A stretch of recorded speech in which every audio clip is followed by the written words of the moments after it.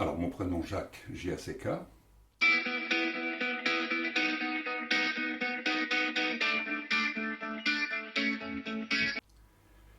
On a toujours prononcé Jacques et non pas Jack.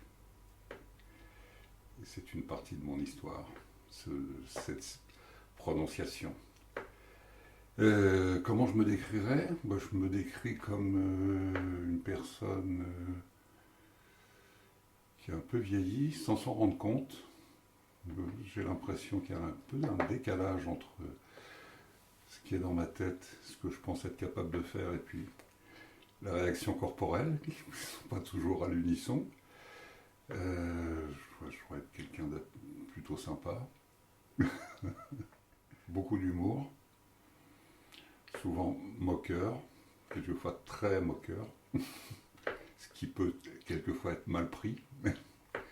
Donc beaucoup d'amis qui sont aussi pleins d'humour et très moqueurs. Donc, je crois que je suis assez simple d'approche d'abord. Je suis pas très bavard au début. Après, je peux être très bavard, mais au début, je suis assez simple. J'écoute, je laisse venir. Quelquefois, j'ai des gros désagréments. Je laisse venir. Quelquefois, je suis surpris. Parce que j'ai plutôt confiance dans l'autre, dans la parole de l'autre. Même s'il dit des choses désagréables, très désagréables. Mais dans ma façon de communiquer, je crois que je m'arrange aussi pour ne pas être en présence de gens qui vont me faire monter au rideau, quoi.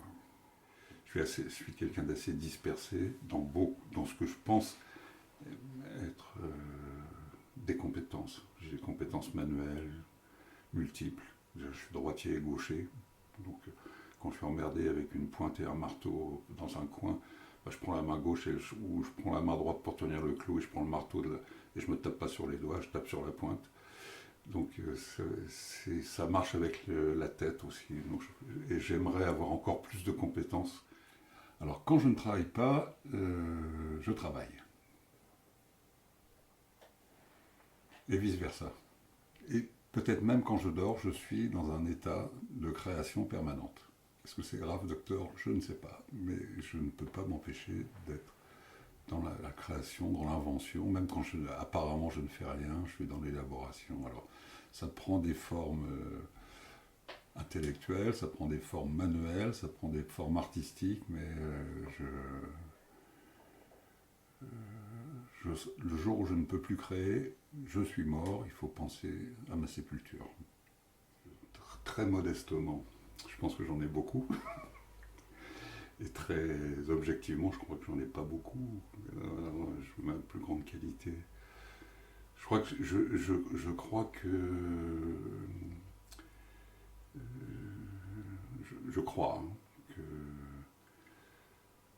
rends mon entourage paisible.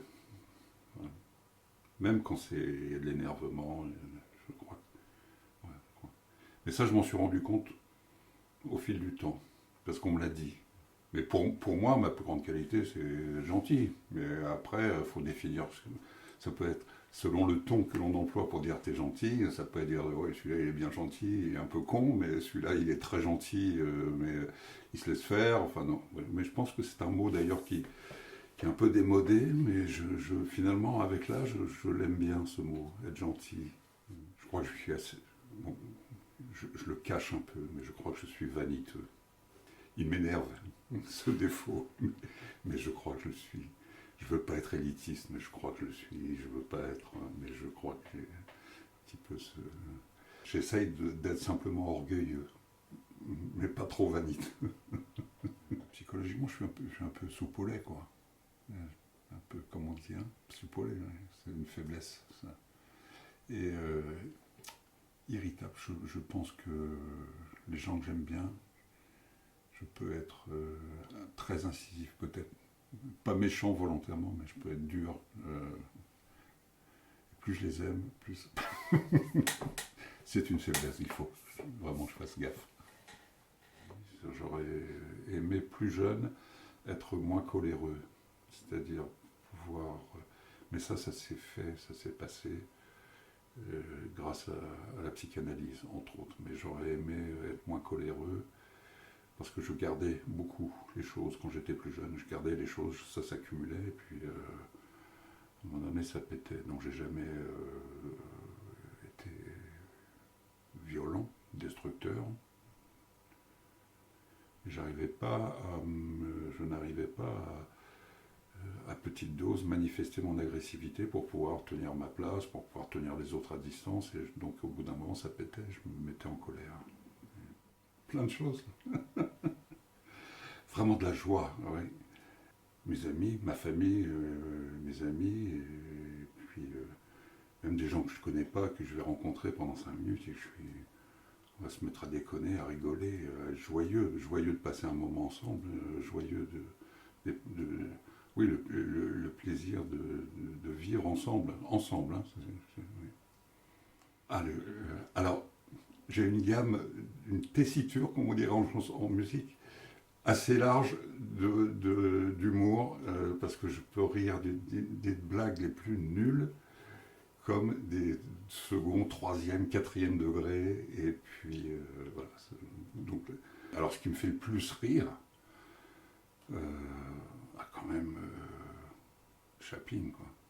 Je peux revoir, je continue à revoir avec mes petits-enfants des films que je connais par cœur, mais ça, à chaque fois, je rigole. La perte.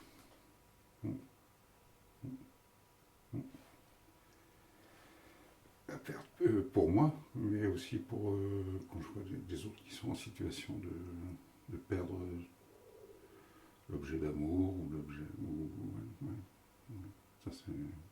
Par exemple, dans des situations de violence, ce qui me touche actuellement, c'est la perte. Voilà, ces gens qui perdent, qui sont arrachés, ou qui sont. C'est très dur. Ça a été différent tout au long de ma vie, et toute la période de mon enfance. De peur, elle se traduisait dans des rêves ou des cauchemars. Hein, donc de peur de perdre, d'être dans le vide. Hein, c'est des rêves qu'on retrouve chez beaucoup de gens, de toutes les cultures, cette espèce d'abandon, de perte, d'être dans le vide. Donc, la violence physique, ça m'a fait peur pour tout. Et j'ai démarré professionnellement, directement, comme éducateur, avec des jeunes délinquants, donc qui étaient passage à l'acte, etc. Et je n'ai jamais eu peur. J'ai vu des pétards, des flingues, passer sous le nez, j'ai pas eu peur. Par contre, j'ai eu peur à cette époque-là, j'étais plus de l'envahissement, de la destruction psychique, j'ai peur un peu de la folie. Une autre peur, mais je ne l'ai pas ressenti comme telle, mais j'ai mis des mots après dessus,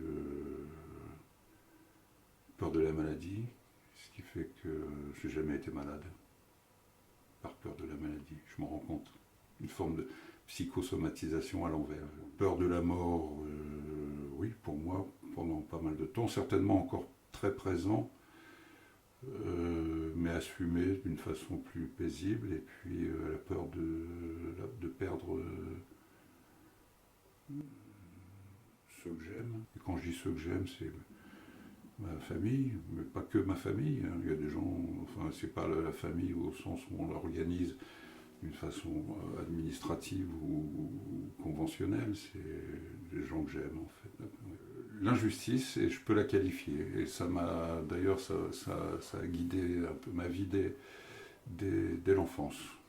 J'ai été très sensible à l'injustice et je me suis révolté. Jusqu'à encore maintenant, quoi. Oh, j'en ai pas ou j'en ai beaucoup. Ça, c'est difficile, hein, parce que si on repasse les choses à l'envers, le film à l'envers, on peut dire oh, j'aurais pu faire ci, j'aurais pu faire ça. J'ai pas de grands regrets. J'ai des petits regrets. Hein. J'aurais aimé apprendre à jouer d'un instrument de musique. Bon, je me sers plutôt de ma voix, mais j'aurais bien aimé piano. Mais c'est un petit regret. Mais en même temps, il y a plein de choses que j'ai fait. Puisque j'ai pas fait de musique, j'ai fait de la peinture. Donc peut-être si j'avais été musicien, on peut dire oh, j'aurais bien aimé peindre. Bon, Non, je suis peintre. Mon plus grand regret, quand même, on va y venir, c'est d'avoir attendu 60 ans pour savoir qui était mon père. Toute ma vie s'est passée comme ça, avec cette énigme-là, qui fait que ça m'a amené à fouiner, à chercher. Donc j'ai cherché dans plein de choses et je suis devenu finalement je connais plein de choses. Je suis un chercheur, je suis un fouineur. Force physique, conclusion de multiples examens médicaux récents, mais qui confirment la parole de mon fils quand il avait 6-7 ans. Je suis robuste. Voilà. Je dis sans hiérarchiser, hein, mais il faut faire une liste, comment on fait une liste. Je suis passionné par la vie sociale, les amis. Alors vraiment, ce qui me passionne, oui, c'est les rencontres, la rencontre amoureuse. Je suis passionné par ma relation amoureuse, passionné par mes petits-enfants. Je découvre ce que j'ai pas vu avec mes enfants, parce qu'avec les mômes, les siens, et la vie qui passe, il faut s'occuper de tout, il faut faire les courses, il faut les bosser, il faut aller à l'école, il faut les voir. Alors qu'avec les petits-enfants, on a du recul, on n'est pas pris dans les mêmes contingences. Donc j'observe ce que je pense avoir vécu avec mes enfants, mais chez les petits-enfants. Je suis passionné par le langage, les mots, les jeux de mots, passionné par l'humour. J'arrête pas de déconner avec les gens que j'aime bien. Ça n'arrête pas. La musique, c'est un regret de ne pas avoir des musiciens, mais j'ai chanté. Je chante pour moi-même, mais j'ai chanté dans des grands groupes. J'ai chanté dans une chorale qui a donné des concerts au Palais des Congrès. J'ai chanté au Stade de France avec Johnny Hallyday. J'aime la peinture. Grâce à l'école qui m'a mis très très tôt des pinceaux, de la couleur, et m'a fait sortir de l'école et je peins. Donc ça c'est vraiment une passion, la peinture, la musique, la littérature aussi, mais je lis beaucoup, mais c'est pas s'il y avait un classement à faire, c'est pas ma première passion, mais je lis beaucoup. En littérature, ce que j'aime beaucoup, c'est la littérature policière. Alors, la cuisine, je pense qu'il y a un atavisme, puisque j'ai grandi dans un milieu économiquement, socialement modeste, plus que modeste, mais où la qualité de la cuisine a toujours été présente, même quand il n'y avait pas beaucoup d'argent à la maison. Partout où j'allais, en famille ou chez des amis, une région mange de tout, poisson, viande, mais aussi la transformation. Je pense que là aussi, c'est quelque chose d'important. C'est qu'on se nourrit de vivant. Donc la cuisine, c'est un art, c'est du sacrifice, de la nature vivante, du sacrifice, des outils. Il faut hacher, il faut transformer, il faut cuire, et donc le feu. Ça, c'est passionnant dans la cuisine, c'est d'avoir ces bases-là. Et je suis passionné par les cuisines du monde entier. Ouais. L'amour, la parole. Ce qui fonde l'humanité. Et après tout ce qui va décliner dans les relations sociales. Donc par exemple la loi a de la valeur pour moi. Si elle fonde, elle aide à fonder les relations humaines et qu'elle ne... Je différencie la loi et le règlement. La loi qui doit empêcher qu'on s'entretue. Ça me paraît... Ça a de la valeur, oui. Grande valeur. J'aime beaucoup les objets. J'aime beaucoup les objets, pas tous les objets, j'aime beaucoup les objets. Je trouve qu'un outil, qu'il soit un outil moderne ou un outil ancien, s'il est beau, c'est qu'il est utile et souvent c'est vérifié. La générosité et puis la créativité. Ah oui, la capacité, la créativité. Le pire de tout pour moi, c'est les gens qui humilient les autres. L'humiliation.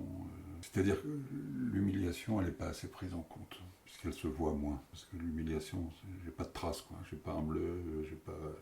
Mais c'est extrêmement destructeur. Extrêmement destructeur. Selon mes critères, ceux qui sont pas trop cons. Non, je botte en touche, mais en fait, c'est mon côté élitiste qui est un peu. Mais que je revendique. Enfin, j'aime bien les gens qui sont un peu cultivés, quand même, avec qui on peut parler, qui sont un peu créateurs, qui sont aussi simples. J'aime bien. C'est compliqué. Hein. J'aime bien les gens très simples et en même temps pas trop cons, selon mes critères.